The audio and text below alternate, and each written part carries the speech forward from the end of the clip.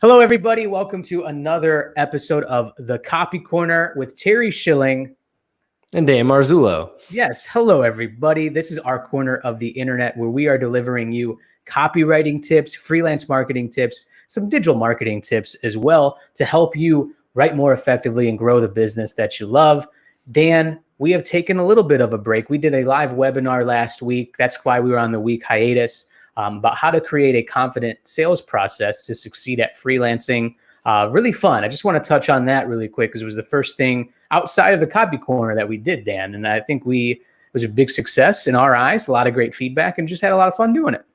Yeah, that was awesome, Terry. It was awesome to see a lot of you guys hop on there and engage with us and see your comments. So if you were on the call, definitely thanks for joining us. Yeah, absolutely. Just wanted to give that quick pub. And yeah, thank you to everybody who tuned in there. And thank you to everybody watching and listening to this episode of the Copy Corner. You know, we're doing this via video, got this on the podcast as well. But today's tip we're going to be talking about is how to quickly and easily edit your copy like a pro.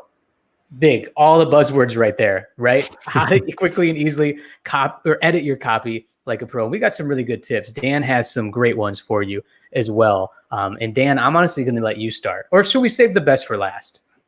Oh, I don't know if mine are the best, Terry. Up to you. All right. I'm going to jump in first because I really like yours as we talked about this before we went on live here.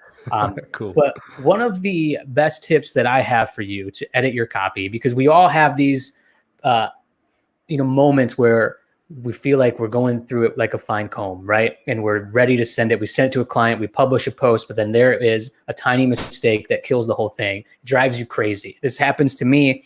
People who follow my newsletter, I've done this recently where I edited it too fast last minute and sent it out thinking it was cool, and you miss it. So one thing that I like to do is after I have a big writing session and I feel like I'm ready to send it, I take a break. I like to take like a 2-minute break, go to something else real quick, turn my brain off from what I just wrote.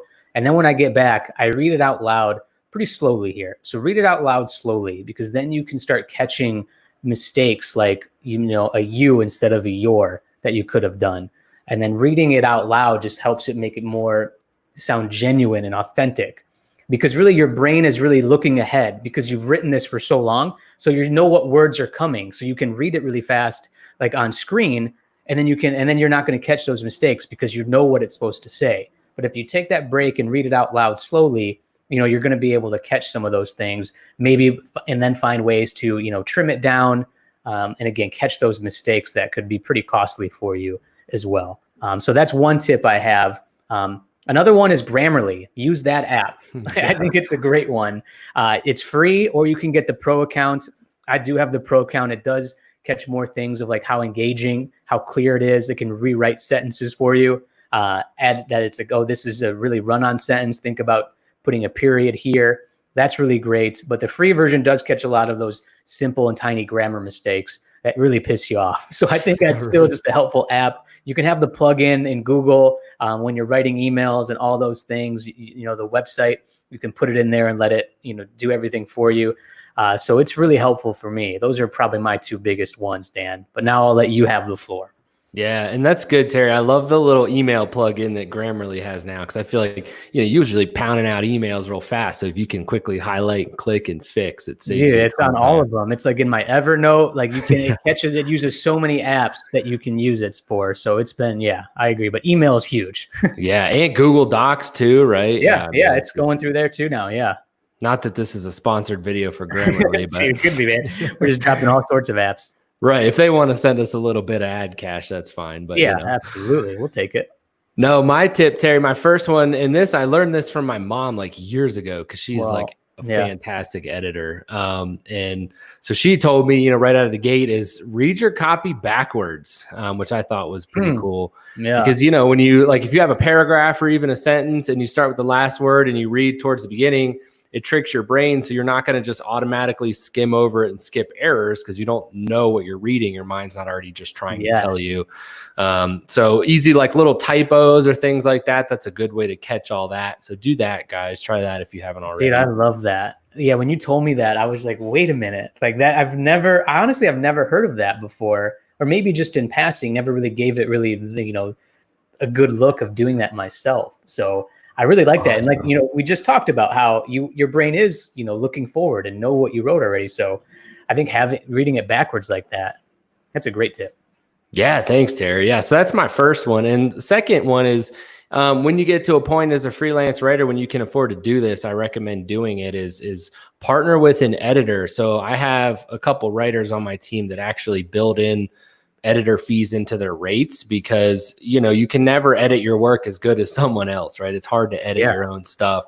So if you can, you know, find someone else who's reasonably priced and that works with your workflow, they can review everything you do. It's just going to really skyrocket the quality. And like, I know a lot of writers, they do this just for pure speed. If they can crank out 4 articles versus 2, because they can write it and they can throw it over to the editor and not have to look at it, that really improves their efficiency, and then they can make more money and take on more work. So yeah, absolutely. Even try that, build editor fees into your rates so that you can have somebody perfect it for you. Yeah, that's a great tip as well. And I love how you mentioned how it can save you time down the road. Again, if you're taking on these bigger projects and you can afford that, work that within your fee, makes sense for you. Yeah, you think about how much more you can accomplish if you just have an editor and be like, okay, here it is, right back to you. Go ahead and send it. I mean, that sounds beautiful to me right now. I'm going to have to look into that as well. Yeah, definitely. But yeah, I love it. All these tips, everybody listening and watching, to how to edit your copy like a pro, they're all actionable. You can all start doing this once you're done listening to this episode. Great stuff, Dan.